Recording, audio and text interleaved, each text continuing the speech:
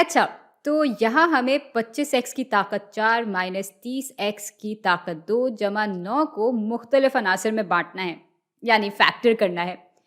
और शायद इसको देख के आपके ज़हन में भी वही चीज़ आई होगी जो कि मेरे ज़हन में आई।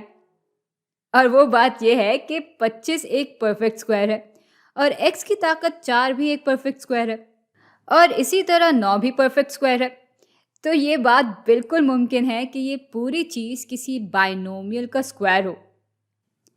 और इस बात को परखने के लिए देख लेते हैं कि क्या ये जो बीच वाली टर्म है, वो 2 ज़रब पहली टर्म और दूसरी टर्म के आपस के ज़रब के बराबर है या नहीं।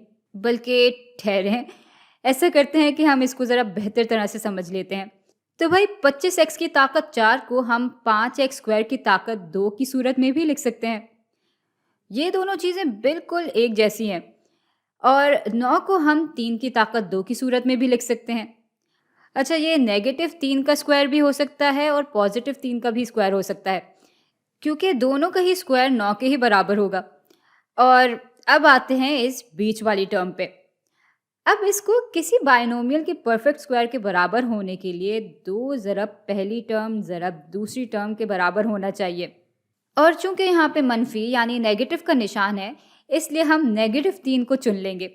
तो अब देखते हैं कि 2 ज़रब 5x की ताकत 2 ज़रब मनफी 3 इस बीच वाली टर्म के बराबर आता है या नहीं।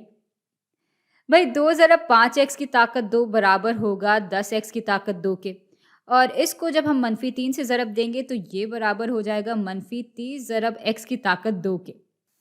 और ये बिल्कुल इसी चीज़ के बराबर है। तो ये वाकई एक बाइनोमियल का परफेक्ट स्क्वायर है। तो इस बाइनोमियल की 2 टर्म्स ये और ये हो जाएंगी। यानी इस पूरी चीज़ को यूं भी लिखा जा सकता है कि 5x स्क्वायर माइनस 3 को ज़रब दिया जा रहा है 5x स्क्वायर माइनस 3 से। या हम ये भी कह सकते हैं कि ये पूरी चीज़ बराबर है 5x स्क्वायर माइनस 3 के स्क्वायर के।